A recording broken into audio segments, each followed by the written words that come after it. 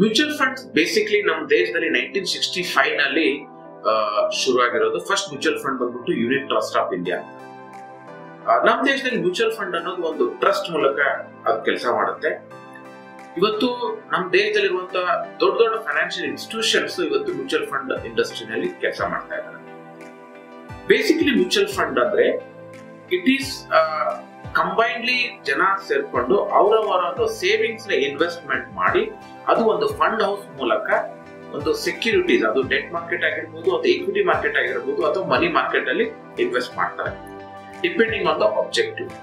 So ಅದರಿಂದ ಬಂದಿರುವಂತ returns ನ ವಾಪಸ್ ಮತ್ತೆ ಇನ್ವೆಸ್ಟರ್ಸ್ಗೆ ಅದನ್ನ ಕೊಡಲಾಗುವುದು. ಅಂದ್ರೆ ಯಾವುದೇ ಕಾರಣಕ್ಕೂ ಇನ್ವೆಸ್ಟರ್ಸ್ ಇದಕ್ಕೆ ಓನರ್ ಆಗಿರ್ತಾರೆ, but it will manage by some institutions. But ಇವತ್ತು ಮ್ಯೂಚುವಲ್ ಫಂಡ್ ಅಡ್ವಾಂಟೇಜ್ ಏನಿದೆ, that is very very important. ಇವತ್ತು ಮ್ಯೂಚುವಲ್ ಫಂಡ್ ಅಡ್ವಾಂಟೇಜ್ ಏನಂದ್ರೆ ಒಬ್ಬ ಕಾಮನ್ ಮ್ಯಾನ್, ಅವ್ನಿಗೆ ಇನ್ವೆಸ್ಟ್ಮೆಂಟ್ ಬಗ್ಗೆ ಅಥವಾ ಇಕ್ವಿಟಿ ಮಾರ್ಕೆಟ್ ಬಗ್ಗೆ ಐಡಿಯಾ ಇರಲ್ಲ, ಅವನು ಮ್ಯೂಚುವಲ್ ಫಂಡ್ ಮೂಲಕ ಅವ್ನು ಇನ್ವೆಸ್ಟ್ ಮಾಡಬಹುದು. He can get the benefit out of it.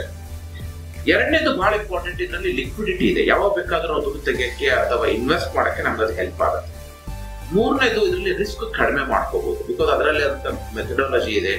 ನಮ್ಮ ಒಂದು ಇನ್ವೆಸ್ಟ್ಮೆಂಟ್ ಅನುಕೂಲಕ್ಕಾಗಿ ಕನ್ಸರ್ವೇಟಿವ್ ಇನ್ವೆಸ್ಟ್ಮೆಂಟ್ ಇದೆ, ಮಾಡರೇಟ್ ಇನ್ವೆಸ್ಟ್ಮೆಂಟ್ ಇದೆ, ಅಗ್ರೆಸಿವ್ ಇನ್ವೆಸ್ಟ್ಮೆಂಟ್ ಇದೆ. So depending on our age factor and risk appetite ಮೇಲೆ ನಾವು ಇನ್ವೆಸ್ಟ್ ಮಾಡಬಹುದು. Then very very important, it is regulated by SEBI, securities exchange board of India. ಸುಮಾರು advantages ಹೇಳ್ಬೋದು, but ಅದ್ರ ಜೊತೆ ಒಂದು ವೆರಿ ಇಂಪಾರ್ಟೆಂಟ್ ಏನಪ್ಪಾ ಅಂತಂದ್ರೆ ರಿಟರ್ನ್ಸ್ ವೈಸ್ ಅಂತ ತಗೊಂಡಾಗ ಬೇರೆ ಅಸೆಟ್ ಕ್ಲಾಸ್ ಕಂಪೇರ್ ಮಾಡಿದ್ರೆ mutual funds returns are comparatively better than other asset class. So ಹಾಗಾಗಿ ಒಂದು ಮ್ಯೂಚುವಲ್ ಫಂಡ್ ಅಲ್ಲಿ ಇನ್ವೆಸ್ಟ್ ಮಾಡುವಂತ ಬೆನಿಫಿಟ್ ನಮ್ಗೆ ಕಾಣಿಸ್ತಾ ಇದೆ. ಇದರಲ್ಲಿ ನಾವು ಮಂತ್ಲಿ ಇನ್ವೆಸ್ಟ್ ಮಾಡೋಕ್ಕೂ ಅವಕಾಶ ಇದೆ, ಲಂಸಮ್ ಆಗಿ ಇನ್ವೆಸ್ಟ್ ಮಾಡೋಕ್ಕೂ ಅವಕಾಶ ಇದೆ.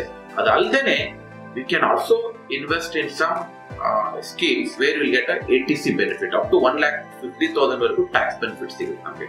ಸೊ ಹಾಗಾಗಿ over all mutual fund is a good asset class. ಇದು ನಮ್ಮ ಗೋಲ್ ಬೇಸ್ಡ್ ಆಗಿ ಇನ್ವೆಸ್ಟ್ ಮಾಡಿ we can earn a good returns.